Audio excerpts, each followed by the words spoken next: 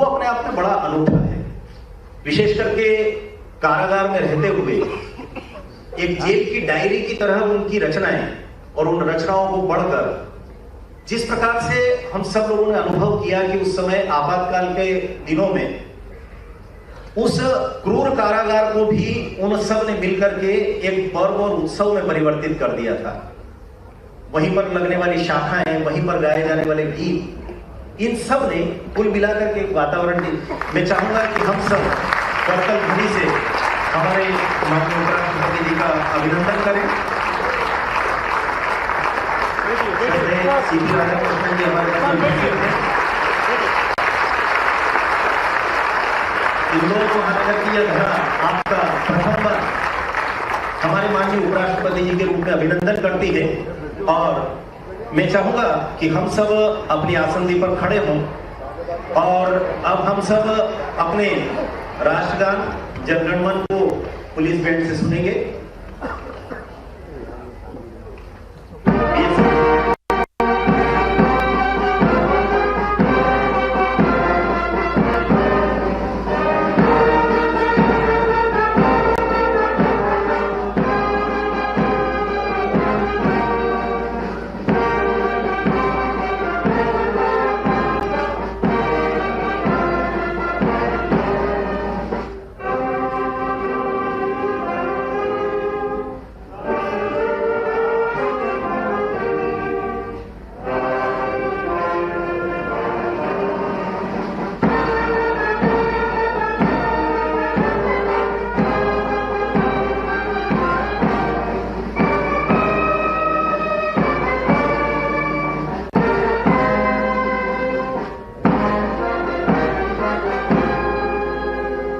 अभी हम सब लोग अपनी आसंदी पर खड़े ही रहेंगे।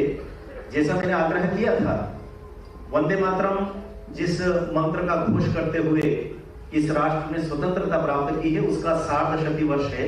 150 वर्ष संपन्न हो रहे हैं और हमारे आग्रह पर बीएसएफ के जवानों ने वंदे मातरम का भी वादन यहाँ पर प्रस्तुत करना तय किया है। मैं चाहूंगा कि आप वंदे मातरम प्रस्तुत करें।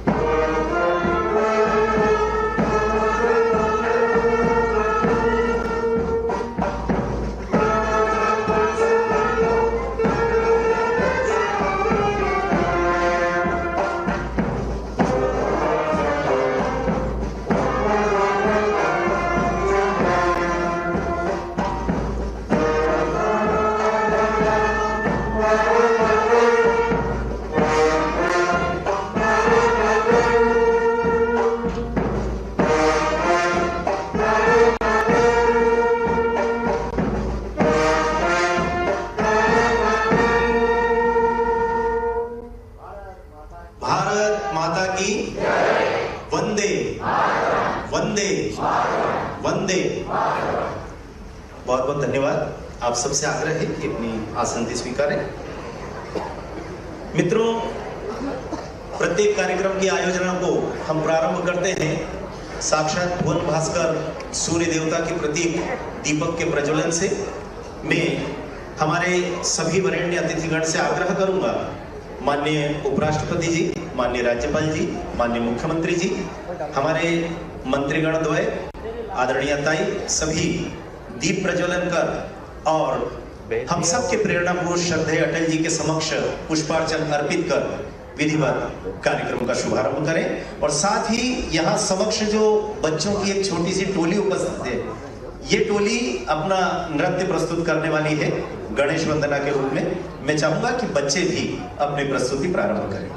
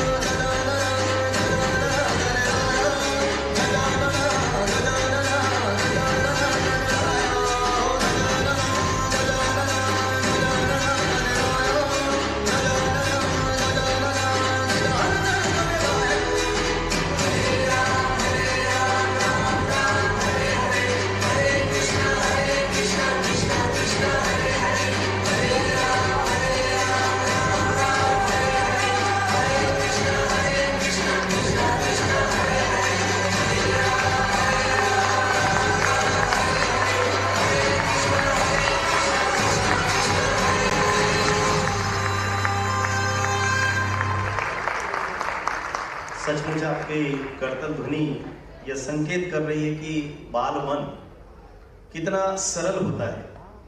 कई बार हम सब लोगों को लगता होगा कि जिसे हम सुरक्षा घेरा कहते हैं, उसके मध्य आकर के भी नाचने का काम अगर कोई कर सकता है तो वो बच्चे ही कर सकते हैं। और निश्चित तौर पर इन बच्चों की सुंदर प्रस्तुति और देवादिदेव गणेश की वंदना के पश्चात अब क्रम आ रहा है कि सबसे पहले हम आप सबका, हमारे वरेण्य अतिथियों का शब्दों से स्वागत करें। और स्वाभाविक रूप से आज की यजमान, यानी जैसा मैंने प्रारंभ में उल्लेख किया था कि अटल जी के आलेखों में, भिन्न भिन्न स्थानों पर, उनके स्मृति ग्रंथों में एक लाडली भतीजी अपने बचपन को जीवंत करती हुई अटल जी के कंधों पर झूमी हुई है, और वह चित्र होता है हमारी आदरणीय माला दीदी का। माला दीदी अटल फाउंडेशन की अध्यक्ष भी हैं, और मैं चाहूंगा कि वे अपने भाव पुष्प अर्पित करें हमारे सभी माननीय अतिथियों का, और यहाँ पधारे आप सब जन का भी अटल फाउंडेशन की ओर से स्वागत करें। मैं निमंत्रण दे रहा हूं आदरणीय माला दीदी को।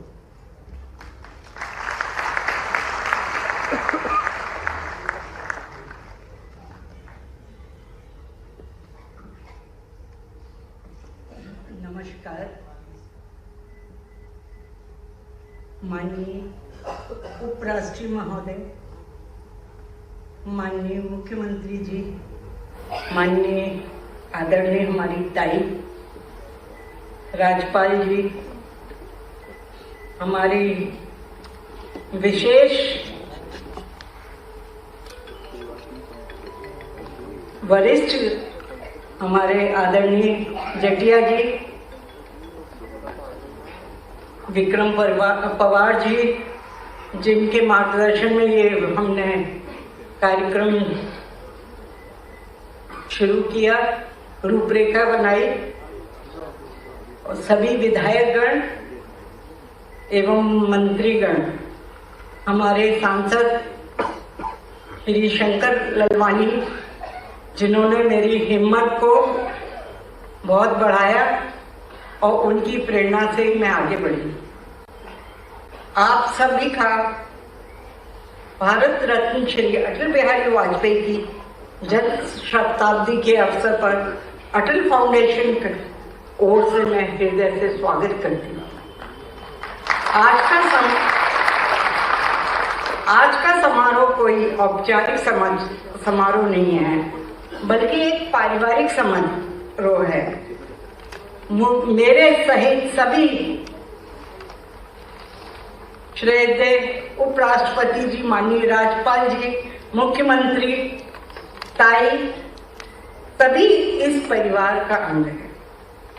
मैंने भी निमंत्रण दिया अपने परिवार के बड़ों के रूप में, और इसमें स्नेह भाव से सब ने आत्मीयता से स्वागत किया। मैं उन सभी का बहुत बहुत स्वागत करती हूँ। केवल अटल जी ही नहीं, इस युग को याद करने का अवसर है। हम महान व्यक्ति को नमन करते हैं जो राजनीति की मर्यादा को हिमालय से बड़ा सत्या का सेवक का माध्यम बनाया और जीवन को देश के नाम अर्पित किया। आज इस मंच से मैं अटल फाउंडेशन की अध्यक्ष नहीं, अटल जी के परिवार की सदस्य के रूप में खड़ी हूँ। मैं पंडित सदा बिहारी वाजपेयी की सबसे छोटी बेटी हूँ, जो अटल जी के बड़े भाई थे। जो पौधा श्रद्धेय अटल जी ने लगाया भाजपा के रूप में, वो आज बरगद की तरह रूप ले लिया है, और वह परिवार का एक विषय। और ये जो हमारा भाजपा का परिवार है, विश्व में सबसे बड़ी पार्टी के रूप में स्थापित हुआ है। मेरे लिए अटल जी केवल देश के प्रधानमंत्री नहीं, उनका नाम लेते ही बचपन की मधुर स्मरण आती है। कैसे उनके साथ दिन बिताए, कैसे घर का माहौल त्योहार में बदलता था। वो हर घर के व्यक्ति को, हर बच्चों को बहुत प्यार करते थे। और उनका अपने बड़े भाइयों के प्रति बहुत सम्मान था। उनकी बहनों के साथ भी वो राखी का इंतजार करते थे और त्योहार एक साथ मनाने का उनका बहुत मन रहता था और ज्यादातर वो कोशिश ही करते थे कि हर त्योहार पर सब परिवार एक साथ रहे। क्योंकि हमारे पिताजी घर के मुखिया जैसे ही थे तो सब पूरा परिवार उसी घर में इकट्ठा होता था और करीब हम लोग 20-25 लोग मिलके खूब तांगियों में जाकर फिल्में देखना, बच्चों के साथ बच्चे बनना उनका स्वभाव था। अटल जी किसी नाम के मोहताज नहीं, पूरे देश के थे और वहां न किसी के एक के थे, पूरा देशवासी उनको चाहता था। उनको अजात शत्रु ऐसे ही नहीं कहा गया। उनकी सोच में भविष्य की कल्पना, उनके शब्दों में संवेदना, उनके जीवन में राष्ट्र प्रथम भाव था। हम उनकी शताब्दी पे कुछ उनसे सीखते हैं और यहाँ संकल्प लेते हैं कि हम सत्य मर्यादा का जीवन अपनाएंगे। हम युवाओं और राष्ट्र को प्रेरित करेंगे, भारत में सुशासन सेवा का मार्ग दिखाएंगे और अटल जी के भावों को आगे बढ़ाएंगे। अटल फाउंडेशन ये विश्वास दिलाता है कि उनके स्मृति तक सीमित नहीं रहेंगे, बल्कि सेवा, शिक्षा और राष्ट्र भक्ति के रूप में समाज में जीवित रहेंगे। आज हम इस आयोजन के विषय गरिमा देने के लिए माननीय उपराष्ट्रपति महोदय का अटल फाउंडेशन एवं समस्त हमारे देशवासियों और इंदौर वासियों की तरफ से बहुत अभिनंदन करती हूँ और मंच आसीन बैठे सभी अतिथियों का, कार्यकर्ताओं का हृदय से धन्यवाद देती हूँ। बस 2 शब्द उनके हमेशा याद आते हैं। मैं जी भर जिया, मैं मन से मरूं, लौट कर आऊंगा, कुछ से क्यों डरूं। आज पूरा भारत कह रहा है वे लौट आए हैं, वे हमारे हृदय में हैं, हमारे विचारों में हैं, हमारे कर्तव्यों में हैं और हमारे उज्जवल भविष्य के विश्वास में हैं। जय अटल, जय भारत, वंदे मातरम।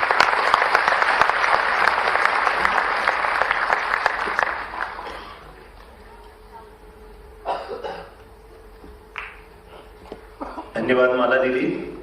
हम सब समझ सकते हैं कि माला दीदी के लिए अटल जी को स्मरण करना केवल राष्ट्र प्रधान अटल बिहारी वाजपेयी जी को स्मरण करना मात्र नहीं है।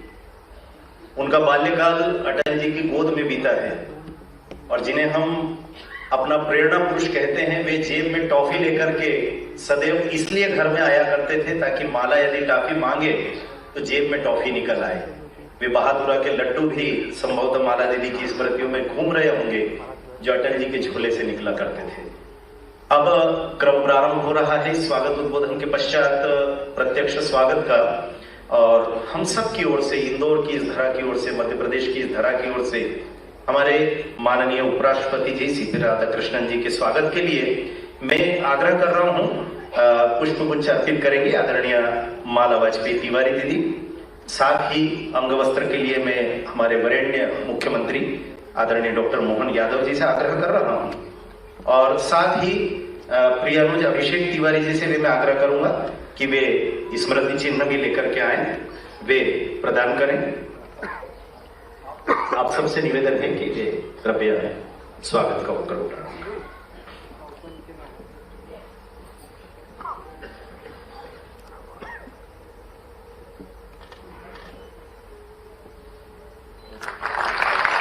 दीदी थोड़ा सा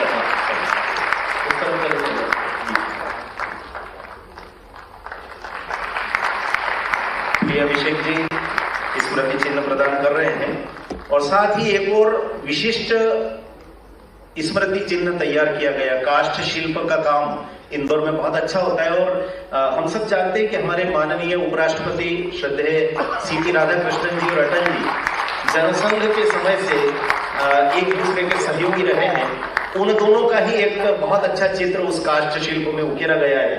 और मैं चाहूंगा कि इस काष्ठ शिल्प के स्मृति चिन्ह को आदरणीय नरेंद्र जी तिवारी प्रस्तुत करें। हम सबके जिया जी आदरणीय नरेंद्र तिवारी जी से मैं आग्रह करूंगा कि वे कृपया पधारें और यह विशिष्ट प्रतीक चिन्ह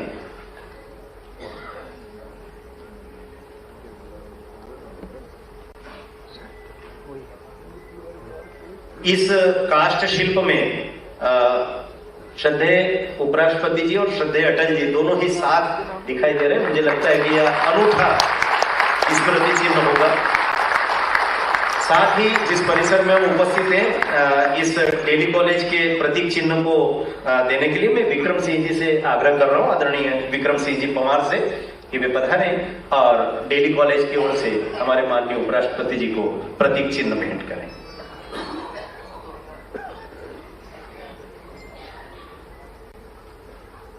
युवराज विक्रम सिंह जी भी अपने पिताश्री और मातुश्री की तरह लगातार राजनीतिक क्षेत्र में एक ऊर्जावान चेहरे के रूप में जाने जा रहे हैं इस समय और लगातार सक्रिय हैं। अब मैं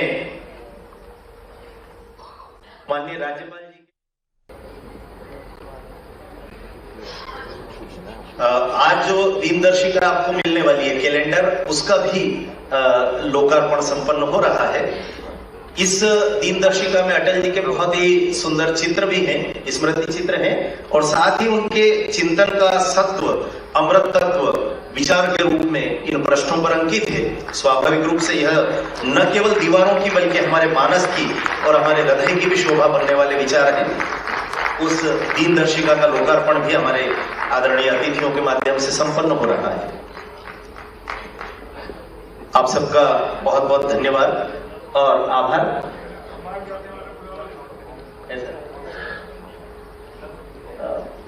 क्रम का उन्होंने कहा है कि आप पधारें। आदरणीय डॉक्टर मोहन यादव जी से मैं आग्रह करूंगा कि वे पधारें और अपने विचार रखें।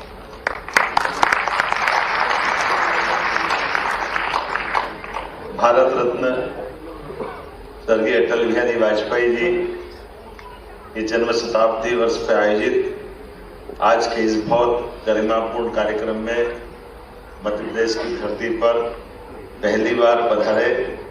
और ये महारानी अहिल्याबाई की धरती है, बाबा महाकाल है, दाएं तरफ हमारे ओंकारेश्वर धाम है। मैं अपनी ओर से मध्य सरकार से और से माननीय उपराष्ट्रपति महामहिम राजा जी का स्वागत करता हूँ, अभिनंदन करता हूँ। माननीय महामहिम राज्यपाल श्रीमद मंगू भाई पटेल साहब का आपका भी स्वागत, अभिनंदन।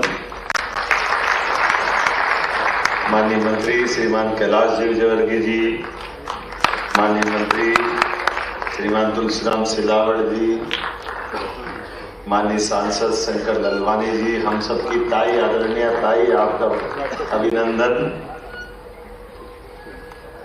और महापौर पुष्पमित्र भार्गव जी, माला दीदी का तो स्नेह और उनका आज का जो चेहरे का आभा मंडल कार्यक्रम के साथ खिलता जा रहा आनंद अलग प्रकार से भी।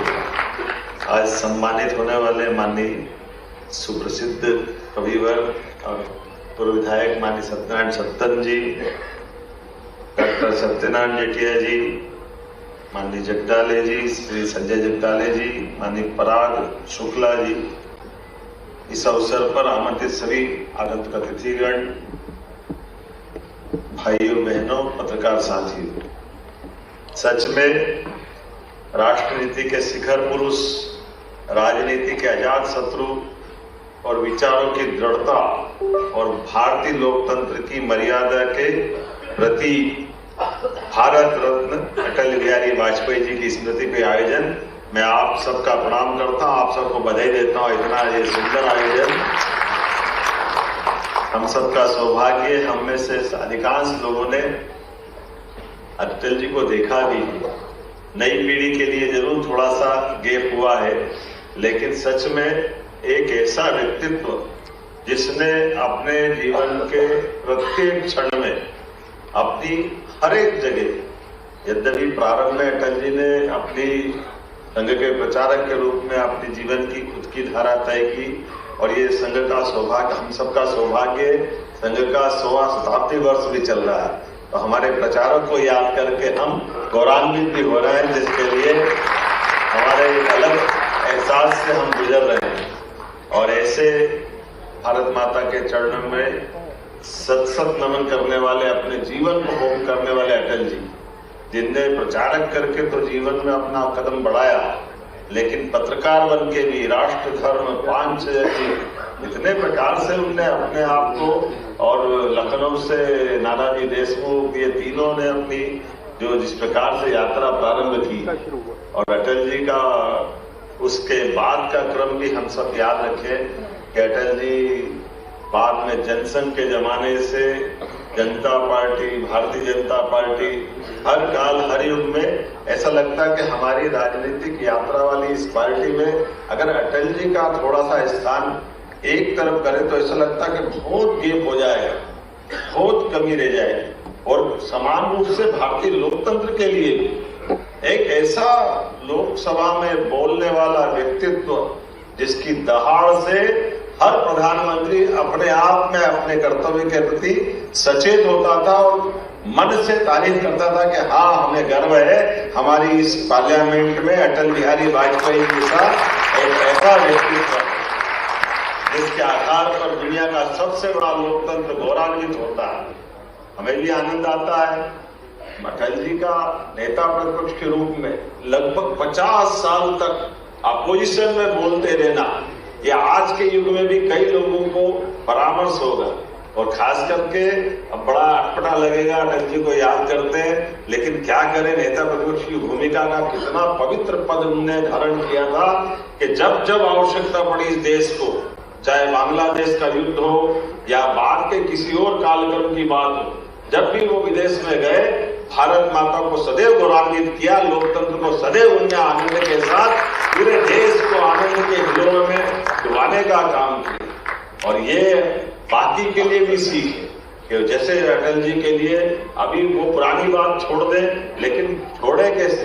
पहली बार संयुक्त राष्ट्र संघ में हिंदी का गुलदस्ता, हिंदी को गौरवान्वित करने का मौका अगर किसी ने दिया है तो अटल बिहारी वाजपेयी जी ने दिया है। अटल जी के जीवन का कितना अलग अलग प्रकार का पक्ष, कहीं सोच नहीं सकता कि संयुक्त राष्ट्र संघ में हिंदी में कोई बोलेगा, लेकिन अटल जी ने न केवल हिंदी में बोले बल्कि बांग्लादेश के युद्ध में देश की सीमाओं पर लड़ने वाली सेनाओं के मनोबल को बढ़ाने के लिए और देश की प्रधानमंत्री को गौरवान्वित करते हुए साक्षात मां दुर्गा जगदम्बा के समान शक्ति की आराधना करने वाले उस भाव को जगाते हुए हमारी सेना और पूरे देश का मनोबल बढ़ाया।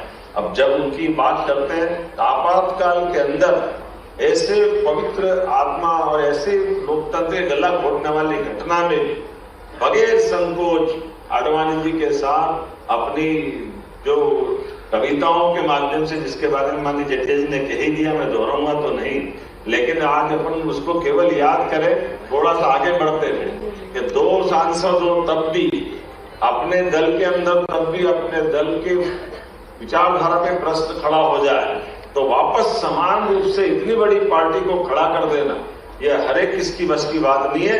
लेकिन अटल जी और उनके साथ सारे संघ के प्रचारकों के साथ जनता पार्टी से भारतीय जनता पार्टी की यात्रा कष्टकारी भी, और उस कष्ट के बाद जब राजीव गांधी जी की हत्या हो जाती तब तो और चुनौती होती है। केवल 2 सांसद हमारे बचते हैं, लेकिन चाहे 2 सांसद हो चाहे 100 सांसद हो, अटल जी रहे, हमें इस बात का आनंद है। अटल जी का युग और बदलते दौर में इतने दलों के साथ, 24 दलों के साथ सरकार बना ले, वो सरकार चलाए, और सरकार चलाने में भी क्या पवित्रता, एक वोट से भी अगर सरकार के बहुमत के मसले में फैसला हो जाए तो ऐसा लगे जैसे कुछ हुआ ही नहीं। मुझे मालूम है कई सारे विरोध के पक्ष के नेताओं ने भी कहा, जिसमें चंद्रशेखर भी एक थे, कि कहीं ये एहसास तो करा देते कि ये ऐसा हो रहा तो हम मदद कर देते। लेकिन अटल जी के शब्दों में एहसास होगा कि अगर इस पाप के तरीके से बनाई गई सरकार को तो पीपीए से भी पकड़ना पसंद नहीं करेंगे। इतना पवित्रता का मन का भाव कि सरकार जाए तो चली जाए। सरकार के मामले में जो अपना उनका तरीका है, और 24 दलों के आप ये कभी कभी कल्पना करते हैं कि ममता जी को तो आज भी कंट्रोल करना मुश्किल है, अटल जी ने सरकार कैसे चली होगी तो आज तो बंगाल का जो धमाल चलता रहता ममता का, वाकई कमाल है। क्या ममता, क्या जयललिता, पता नहीं अटल जी कैसे इनको पूरा पाड़ते होंगे, कमाल ही करते थे, कैसे काम करता होगा। और मायावती, हाँ, एक से बढ़ के एक, क्या मायावती, क्या जयललिता, क्या ममता, सब जगदम्बा ही जगदम्बा, आनंद ही आनंद, कैसे काम चलता होगा। लेकिन अटल जी आनंद के साथ आराम से धीरे धीरे, और उनकी दुनिया भी कैसी थी, सरकार चलाई तो कैसी चले। हम तो सब आनंद के साथ, इतने दलों की सरकार चलाए तो कलेजा चाहिए।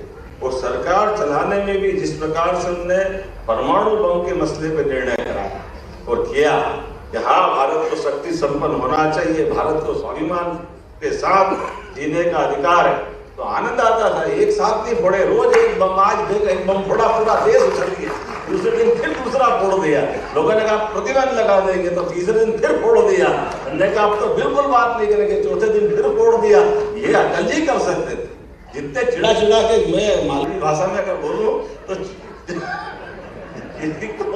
आदमी को थोड़ा खजवाने के काम की दृष्टि से, लेकिन देश के स्वाभिमान के लिए जो आनंद के साथ उन्हें अपने लिए देश की धारा बनाने सिखाई, वो हमको उस परमाणु बम की ताकत के साथ भारत को शक्ति संपन्न बनाने में जो योगदान उन्होंने दिया, और जो उनका वाक्य है कि सब बदल सकते, पड़ोसी नहीं बदल सकते, इतने प्रकार से प्रयास किए, ये अटल जी ही कर सकते थे। पाकिस्तान से भी कोई परेशानी नहीं। लेकिन अगर पाकिस्तान ने गड़बड़ी की है तो टाइगर हिल की लड़ाई को एक एक दिन को याद करो।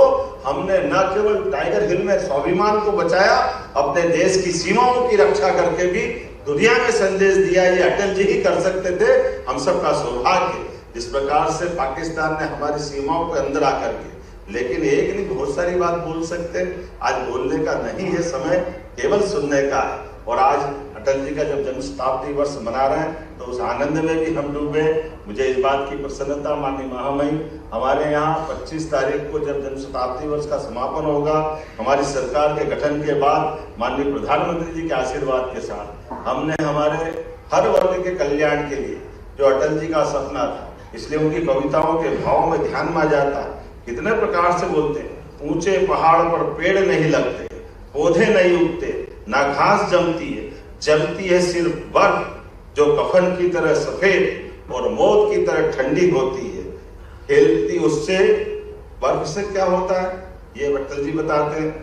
खेलती है खिलखिलाती नदी जिसका रूप धारण कर अपने भाग्य पर बर्फ बूंद बूंद रोती है। ये जो उनका भाव है कि हमारे ऊंचाई देने के मामले में भी हमारे जीवन में जब तक सब समाज को लिए साथ है, आगे है बढ़ते जाना, जब तक ये भाव नहीं आएगा, ना ऊंचाई पे ना नीचाई पे, समभाव से लोकतंत्र की इस आभा को बढ़ाने के लिए एक ऐसा व्यक्तित्व हमारे बीच से, खासकर हमको तो और हमारा आनंद डबल हो जाता है जब अटल जी के बारे में कहा जाता। तो अटल जी हमारे प्रदेश के हैं, मध्य प्रदेश के हैं, ग्वालियर से निकल करके दुनिया के अंदर में लोकतंत्र को गौरवान्वित किया। आज उनकी जन्म शताब्दी वर्ष मना रहे हैं तो उस आनंद में हम सराबोर हैं। और अटल जी की जन्म शताब्दी को हम इसीलिए उद्योग रोजगार वर्ष के समापन के अवसर पर एक ही दिन में माननीय गृह मंत्री जी के माध्यम से 25 तारीख को ग्वालियर से 2 लाख करोड़ से ज्यादा के उद्योगों के भूमि पूजन लोकार्पण अटल जी को समर्पित करने वाले हैं। हमने इस कार्यक्रम की रचना बनाई है, इसलिए सच्ची श्रद्धांजलि अटल जी के लिए होगी। आज के इस अवसर पर पुनः मैं सभी महामहिम सहित सभी सम्मानित अतिथियों का अभिनंदन करते हुए अपनी बात समाप्त करता हूँ। बहुत बहुत धन्यवाद। भारत माता की जय। निश्चय ही मोहन जी एक श्रेष्ठ नेतृत्व करता तो है ही, लेकिन जमीन से जुड़ा होना और लोग से जुड़ा होना, ये उनके उद्बोधनों में भी हम सब लोग अनुभव करते हैं। विशेष करके स्मरण कराया उन्होंने पोखरण के विस्फोट का, स्मरण कराया कारगिल के युद्ध का। केवल एक याद दिलाना चाहता हूं, हम सबको स्मरण में भी है कि जब व्हाइट हाउस से अमेरिका से फोन आया था अटल जी के पास कि पाकिस्तान संभवतः आप पर परमाणु अस्त्रों से हमला कर सकता है, अटल जी ने एक वाक्य कहा था अपने चिर परिचित अंदाज में कि हाँ, मैं अपने भारत के एक या दो राज्यों को कल तक नहीं रहेंगे ऐसा मान लेता हूं, लेकिन कल सूरज उगने के बाद इस विश्व के नक्शे पर पाकिस्तान नहीं रहेगा और ये कहकर के छोड़ जाएगा। मुझे लगता है कि अटल जी का ओजस्वी तेजस्वी चेहरा था। अब मैं आमंत्रित कर रहा हूं श्रद्धेय राज्यपाल जी को, आदरणीय मंगू भाई पटेल को, देव दुर्लभ कार्यकर्ताओं की जिस श्रेणी में हम अटल जी को देखते हैं उसी टोली के एक वरेण्य सदस्य श्रद्धेय मंगू भाई पटेल भी रहे हैं। आदरणीय राज्यपाल जी।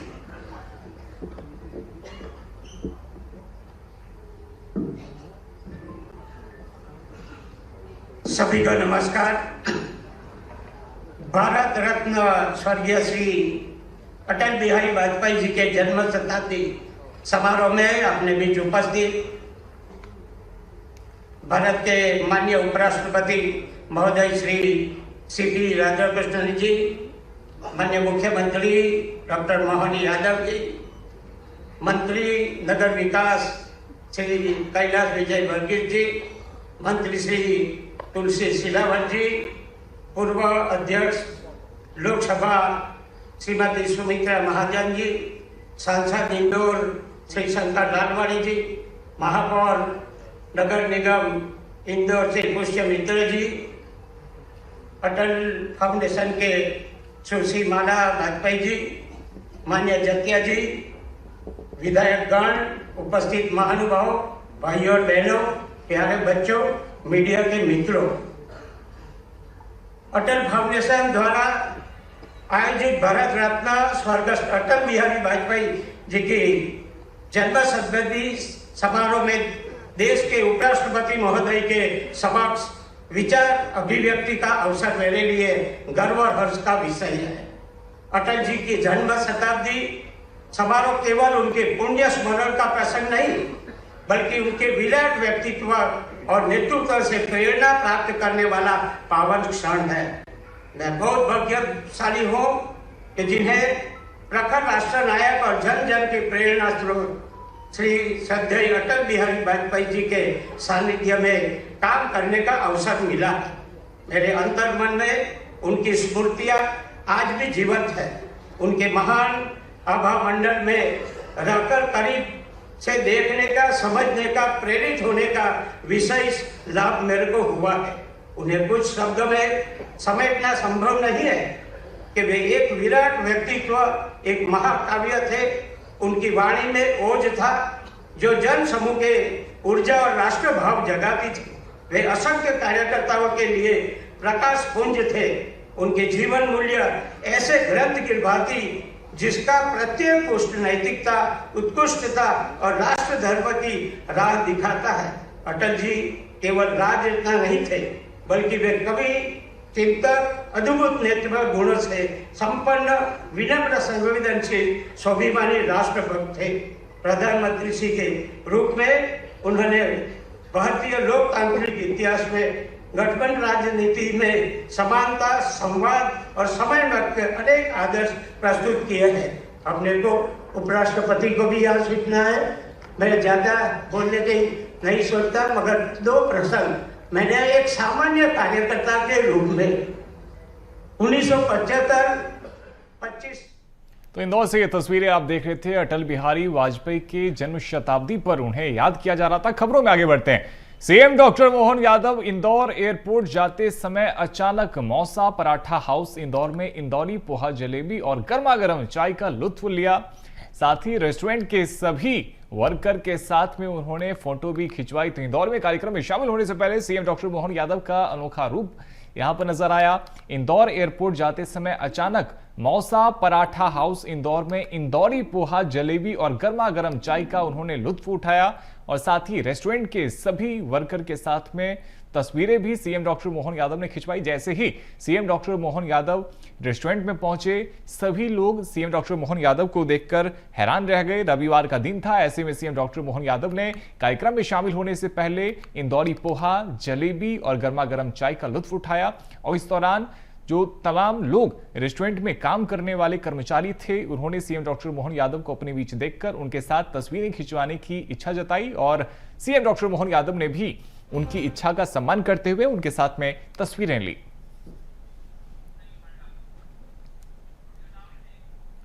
मंडला में बीएसटीवी की खबर का बड़ा असर हुआ है। दरअसल ग्राम पंचायत भड़िया से गंभीर मामला सामने आया था, जहां एक महिला ने आरोप लगाया कि उसके पूरे परिवार को घर के चारों ओर कांटेदार तार लगाकर और गेट पर ताला डालकर बंधक बना दिया गया। पीड़िता के अनुसार वह और उसके परिवार के सदस्य करीब 12 घंटे से अधिक समय तक घर में कैद रहे। सूचना मिलने पर पुलिस और तहसीलदार मौके पर पहुंचे। अधिकारियों की मौजूदगी में तार काटे गए और ताला तोड़कर परिवार को बाहर निकाला गया। वहीं पुलिस पूरे मामले की जांच पड़ताल में जुटी है और पीड़ित परिवार ने सुरक्षा और न्याय की मांग की है।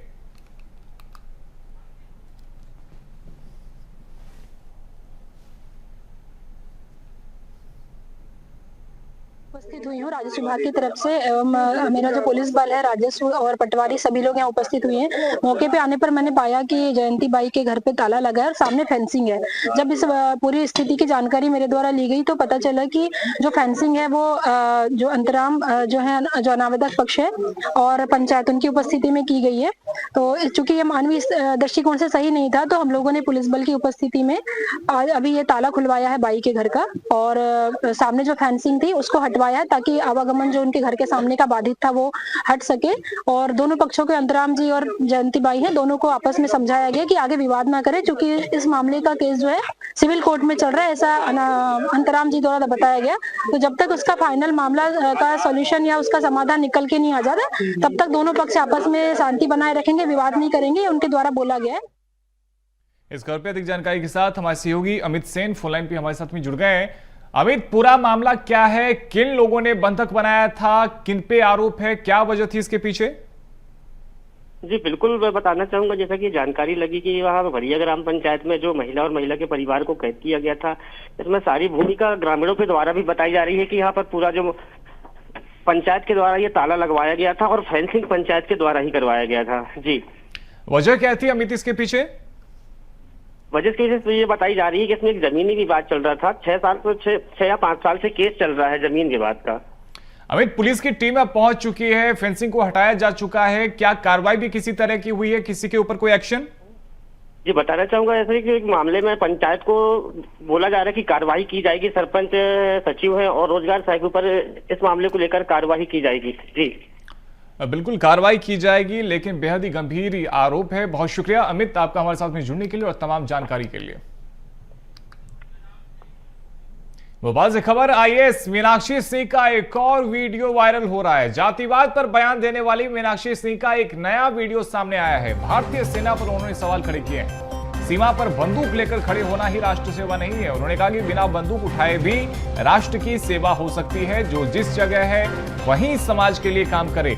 अजाक्स को कुछ लोग तोड़ रहे हैं, ये आरोप उन्होंने लगाया और ये कहा कि अजाक्स को कुछ लोग तोड़ने की कोशिश कर रहे हैं। मीनाक्षी सिंह ने अजाक्स एकता दिखाने की बात कही है और साथ ही सेना को लेकर भी एक बार फिर से बयान यहां पर दिया गया है। मीनाक्षी ने इससे पहले भी बयान दिए थे जातिवाद को लेकर और अब सेना को लेकर बयान दिया है, जो अब सोशल मीडिया पर भी तेजी से वायरल होने लगा है। और सीमा पर बंदूक लेकर खड़े होना ही राष्ट्र सेवा नहीं है, बिना बंदूक उठाए भी राष्ट्र की सेवा हो सकती है। तो मीनाक्षी का एक और वीडियो अब तेजी से सोशल मीडिया पर वायरल होने लगा है। हम देख रहे हैं कि पूरे देश दुनिया में और हमारे प्रदेश में, हमारे संगठन में कुछ लोग लगे हुए हैं तोड़ने की। तो इस अजाक्स एकता की जो आपने यहाँ दिखाई है उस सबको हमको फिर से एक बार जोड़ने की जरूरत है। जो लोग जिस जिम्मेदारी पे है, कोई अधिकारी के पद पे है, कोई बाबू के पद पे है, कोई टीचर्स है, तो आप लोग जो है हमारे बच्चों की स्कॉलरशिप के फॉर्म भरने में उनको कोई दिक्कत आ रही है, वहां मदद कीजिए। जो ब्लॉक लेवल पे है वहां पर जो समस्या आ रही है उन लोगों, हमारे समाज के जो जिस भी डिपार्टमेंट में है वो काम कीजिए। तो हम लोग राष्ट्र सेवा मतलब आपको बंदूक लेकर के सीमा पे खड़े होना राष्ट्र सेवा नहीं होती है। हम लोग जिस जगह पे हैं, हम लोग जहां पर हैं, हम अपनी जिम्मेदारी निभाएंगे और अपने समाज के बंधुओं की मदद करेंगे, वही सबसे बड़ी समाज सेवा है। और आपको सीधे इंदौर लिए चलते हैं, जहां पर उपराष्ट्रपति सीपी राधाकृष्णन संबोधित कर रहे हैं। Touch and salute the holy feet of Bharata Mata, the most powerful and the most merciful. मैं भारत माता के पावन चरणों को स्पर्श कर नमन करता हूँ, जो सर्वाधिक शक्तिशाली और सर्वाधिक करुणामयी है। Atal ji is not an individual, but Atal ji is a mission.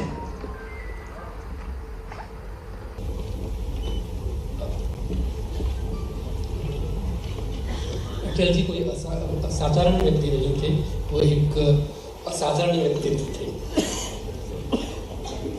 So, this is an important day in my life that I am able to participate in the opening ceremony of the great queen. Because of her, our Hindu culture is being saved. The great queen Ahilya Devi's statue has been opened today, and I am also participating in the Jananam Sadabdi celebrations of Atal ji organized by the Atal Foundations.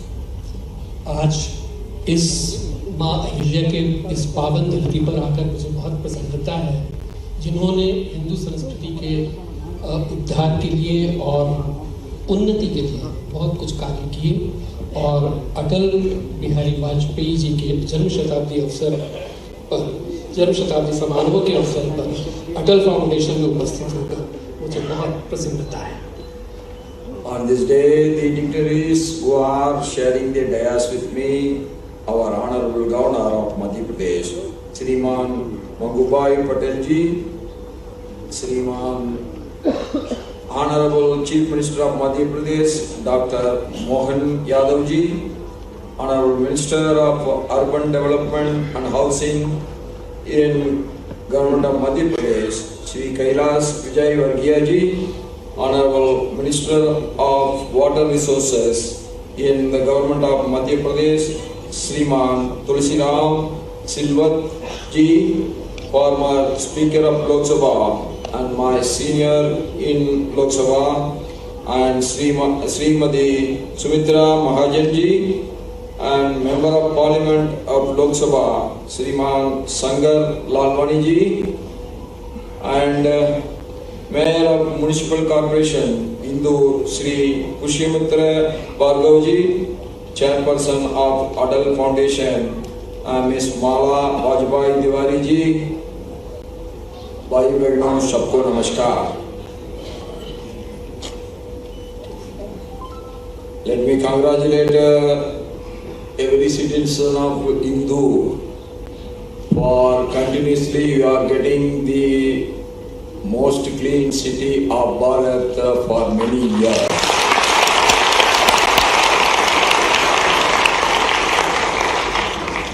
सबसे स्वच्छ शहर इंदौर के सारे नागरिकों को मेरी ओर से बहुत बधाई।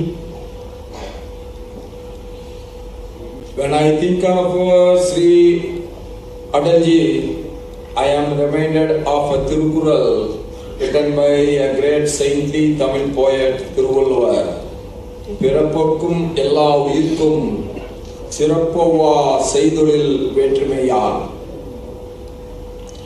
जब मैं श्री अटल जी के बारे में सोचता हूँ तो मुझे महान संत कवि तिरुवल्लुवर द्वारा रचित तिरुक्कुल की यह पंक्ति स्मरण को आती है।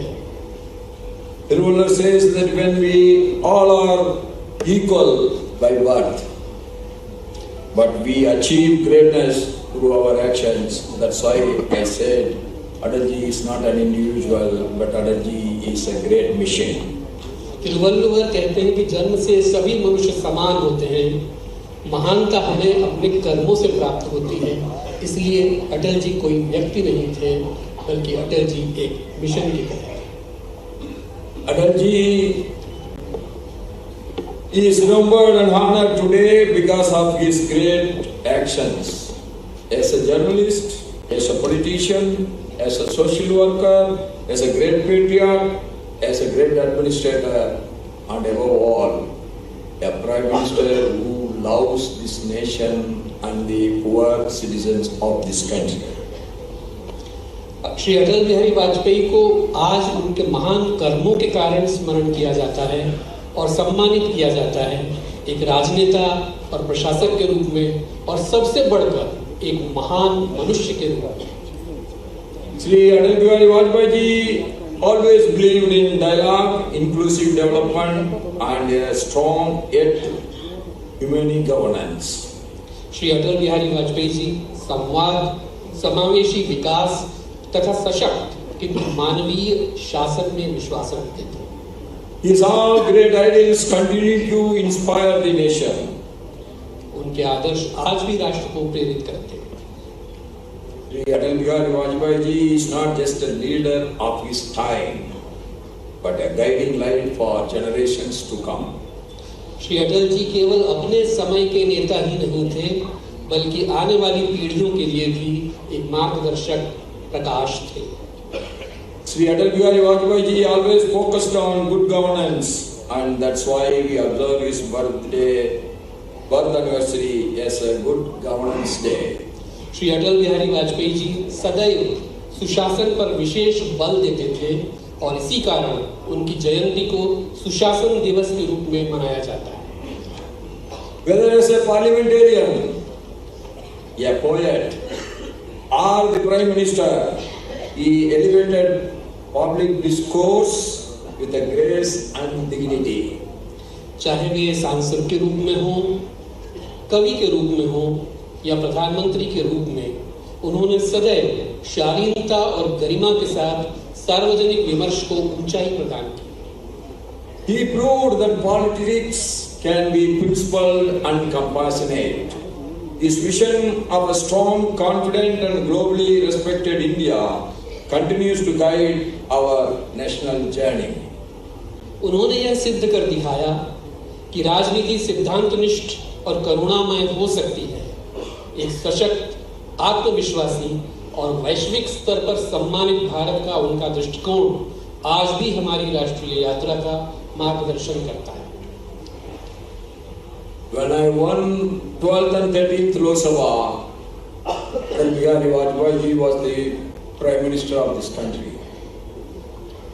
जब मैं 12वीं और 13वीं लोकसभा के दौरान कोयम्बटूर से चुनाव लड़ रहा था, तब श्री अटल जी प्रधानमंत्री मेरे निर्वाचन क्षेत्र में आए थे। Atal ji came to my house in 1991 when we organized a conference of Kongu region Bharatiya Janata Party in my town Tirupur. Atal ji has come to my house. Atal ji उस समय मेरे निवास पर आए थे जब भारतीय जनता पार्टी के एक बड़े अधिवेशन में उन्होंने हिस्सा लिया था। Atal ji again came to my house as the Prime Minister for my election campaign of me for the 14th Lok Sabha elections. 14वीं Lok Sabha के लिए भी अटल जी प्रधानमंत्री के रूप में कोयम्बटूर आए थे इलेक्शन कैंपेन में। And my association with him is even stronger and even little elevated. He came in 1973 to Coimbatore. That time I have done the propaganda that Vajpayee ji is coming to Coimbatore, and that was the first time more than 10,000 people gathered for a Jana Sangh meeting in Coimbatore. 1973 में वे पहली बार कोयम्बटूर आए थे जनसंघ की एक सभा में, और तब से मेरा उनका संपर्क शुरू हुआ। At that time I was only 18 or 19-year-old boy. He patted at my back and said, "Well organized." उस समय मैं सिर्फ 18-19 साल का एक लड़का था जब उन्होंने मेरी पीठ थपथपाई और कहा कि तुमने बहुत अच्छी तरह से इसे संयोजित किया है। That gives me the liberty when he was the Prime Minister of this country. Whenever he is sitting in the Prime Minister's office, I can get in once all the appointments are over, that I can get inside and I can meet him and I can ask something for my constituency and I can discuss anything with him. उनके प्रधानमंत्री बनने के बाद भी बिना पूर्व निर्धारित समय लिए वो हमसे मिलते थे, बात करते थे और निर्वाचन क्षेत्र के लिए जो भी संभव चीज़ें हो सकती थी उनके बारे में हम उनसे अनुरोध करते थे और वे इसे पूरा करते थे। That is the reason my political philosophy is being retuned by a great personality like Vajpayee ji. I get so many opportunity to interact with him. इसीलिए मेरा राजनीतिक दर्शन अटल बिहारी वाजपेयी जी के सानिध्य से प्रभावित रहा है, जिसमें सभी की मदद करना शामिल है और इसी तरह से हम आगे बढ़े। He ruled this country for 13 days, 13 months and 4.25 years, very short period. उन्होंने इस देश पर 13 दिन, फिर 13 महीने और उसके बाद लगभग 6 वर्ष तक शासन किया। During the prime ministers of Sri Vajpayee ji, I was in the Lok Sabha and Vajpayee ji created 3 new states, Jharkhand, Chhattisgarh and Uttarakhand, and these are now well administrated states, and I never thought, as an voter on that day, I never thought that these states are getting created. I never thought after 2 decades I would become the governor of Jharkhand.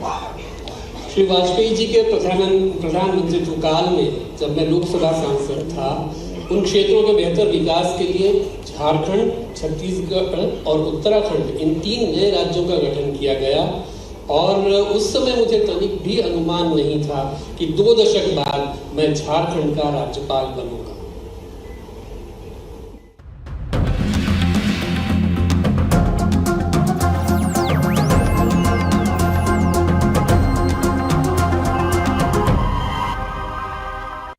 इस कार्यक्रम के प्रायोजक doctor ortho Ayurvedic oil और capsule. अब दर्द भी घुटने टेकेगा। पेट सफा आयुर्वेदिक चूरन, पेट सफा तो हर रोग दफा। सच्ची सहेली महिलाओं की सबसे भरोसेमंद औषधि एवं टॉनिक। रूप मंत्र Ayurvedic cream and face wash, ये कोई कॉस्मेटिक नहीं, आयुर्वेदिक औषधि है।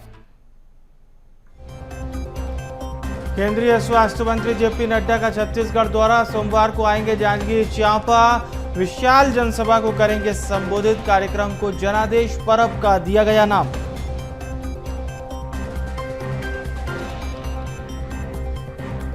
रायपुर में 1 जनवरी से लागू होगी पुलिस कमिश्नर प्रणाली। एमपी की कमिश्नर प्रणाली के ज्यादातर प्रावधान होंगे लागू। पुलिस कमिश्नर प्रणाली को लेकर तैयारियां लगभग पूरी।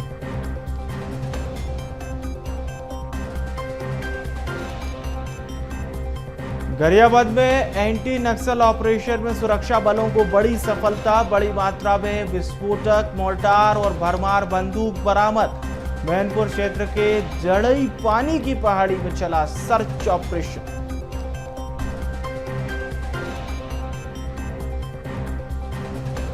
रेलवे ने बढ़ाया किराया। लंबी दूरी की यात्रा के लिए बढ़ाया किराया। 26 दिसंबर से लागू होगा बढ़ोतरी का नया नियम।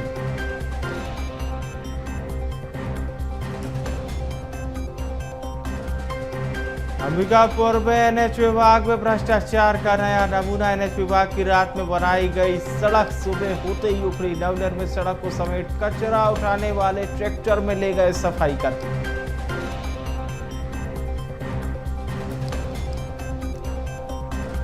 गरियाबंद में धान तस्करी का पूरा खुलासा। धान तस्करी के नए फॉर्मूले का पर्दाफाश। 4 पहिया छोड़ अब 2 पहिया से हो रही है तस्करी।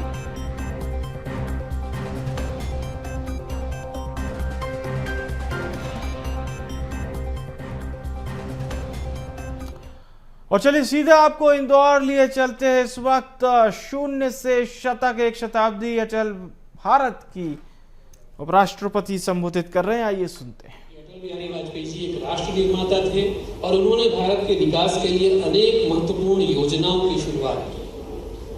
He led the nation on the path of development while ensuring good governance through major initiatives such as the Pradhan Mantri Gram Sadak Yojana, the Golden Quadrilateral Project, and several other projects that is the basis for India's development. उन्होंने प्रधानमंत्री ग्राम सड़क योजना, स्वर्णिम चतुर्भुज परियोजना सहित कई प्रमुख पहलों के माध्यम से सुशासन सुनिश्चित करते हुए राष्ट्र को विकास के पथ पर अग्रसर किया। From 1947 till 1997, 50 years, even our capital like Delhi didn't get the metro. Only Vajpayee ji gave the metro to Delhi, our capital. 43 से लगा के 97 के बीच में केवल एक ही मेट्रो रही है और उसको अटल जी ने प्रदान किया है। Before Atal ji, in no village you will get a cooking gas connection. Only Atal ji allowed cooking gas connections to reach every village and every house in the villages. Atal ji ने सुनिश्चित किया कि प्रत्येक गांव में रसोई गैस पहुंचे और इस सुविधा का लाभ सबको मिले। Sri Atalji's vision of making India a nuclear power led to the success of Operation Shakti in May 1998, when India demonstrated to the world its nuclear prowess and capabilities through the Pokhran tests. Bharat को परमाणु शक्ति बनाने की श्री अटल जी की दूरदृष्टि के परिणाम स्वरूप मई 1991 में ऑपरेशन शक्ति की सफलता संभव हुई, जब पोखरण परीक्षणों के माध्यम से भारत ने विश्व के समक्ष अपनी परमाणु क्षमता और सामर्थ्य का प्रदर्शन किया। That was not no single intelligence agency in the world, whether it is Pakistan's ISI, whether it is America's CIA, or at the time it was the Russia's KGB. No single intelligence agency is able to find out that India is going for an atomic blast at Pokhran. परमाणु परीक्षण का कोई भी इसके पहले सुराग नहीं लगा सका कि ऐसी कोई घटना होने वाली है, चाहे वो पाकिस्तान हो, अमेरिका हो या Russia. The great vision, the legacy of Sri Atal Bihari Vajpayee ji is being carried forward by our Honorable Prime Minister, Shriman Narendra Modi ji, who is firmly taking India towards the goal of Viksit Bharat by 2047. Shri Atal Bihari Vajpayee ji की महान दूरदृष्टि और विरासत को हमारे माननीय प्रधानमंत्री श्री नरेंद्र मोदी जी आगे बढ़ा रहे हैं, जो भारत को विकसित भारत 2047 के लक्ष्य की ओर दृढ़ता से अग्रसर कर रहे हैं। Atal ji had a deep connection with my home state, Tamil Nadu. His statesmanship was such that he had friends in all political parties in the state. I remember one time when one of our Tamil Nadu minister at the center died in an air crash. Atal ji took the pain of coming in Air Force aircraft to the body NVN Somo, and NVN Somo's daughter is now in the parliament today. Shri Atal ji का मेरे गृह राज्य तमिलनाडु से गहरा संबंध था। उनकी राज्यकार्य पद्धति ऐसी थी कि राज्य के सभी राजनीतिक दलों में उनके मित्र थे और इसीलिए वे सभी के सुख दुख में शामिल होते थे। Today, Tamil Nadu is a hub of manufacturers for cars because of Atal Bihari Vajpayee ji. Great project like Ennore Port, that is the only reason that car produced in around Chennai is getting exported to many countries in the world. उनके कार्यकाल के दौरान प्रमुख अधोसंरचना जो initiatives पहल की गई, बंदरगाह विकास किए गए, राजमार्ग विस्तार और सूचना प्रौद्योगिकी का विकास किया गया, उसने तमिलनाडु की आर्थिक प्रगति में महत्वपूर्ण योगदान दिया। He always upheld the linguistic diversity as a national strength, firmly believing that unity in Bharat thrives through respect for plurality. उनका भारत की भाषिक विविधता के प्रति एक तरह का प्रेम था और इसीलिए वे चाहते थे कि सारी भाषाओं का विकास हो। You all know that the Dravidian leaders are always opposing Hindi.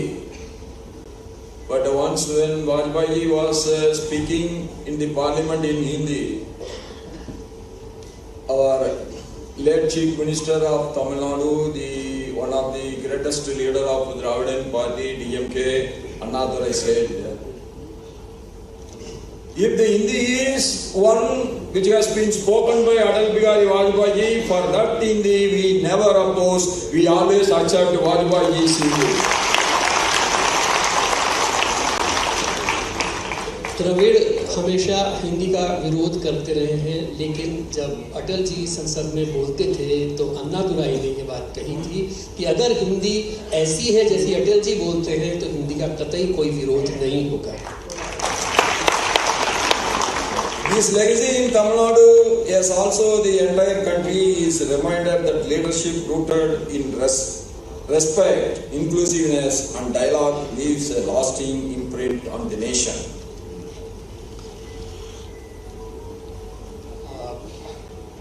पिछले एक दशक में हमने बहुत कुछ हासिल किया है और आज हम अटल जी की इस परिकल्पना को साकार होते देख रहे हैं, एक सशक्त, आत्मविश्वासी और वैश्विक स्तर पर सम्मानित भारत जो हमारी राष्ट्रीय यात्रा का निरंतर मार्गदर्शन कर रहा है।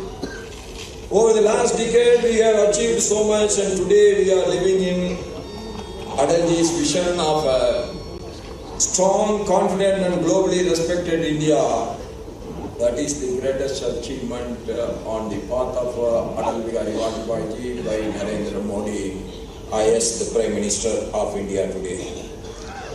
पिछले दशक में हमने बहुत कुछ उपलब्ध किया है और आज भी हम अटल जी की दृष्टि, उनके विजन के ही अनुरूप अपने देश की प्रगति कर रहे हैं।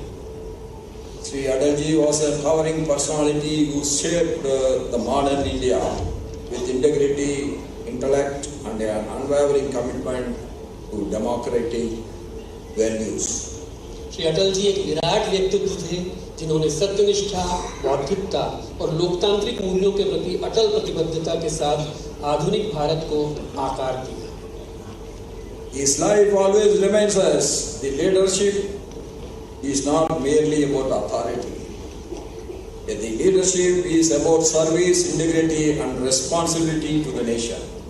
उनका जीवन हमें यह स्मरण कराता है कि नेतृत्व केवल अधिकार का विषय नहीं है, बल्कि सेवा, ईमानदारी और राष्ट्र के प्रति उत्तरदायित्व का प्रतीक है। He will guide us as a mission and his ideals inspires us to work for a stronger, more united and value-driven India, that is modern Bharat. उनके आदर्श हमें एक अधिक सशक्त, अधिक एकजुट और मूल्यों से प्रेरित भारत के निर्माण हेतु प्रेरित करते रहे। Vajpayee may not be with us today, but Vajpayee will be living in our heart forever to guide us, and his ideals will be guiding us forever. बहुत बहुत धन्यवाद। जय हिंद।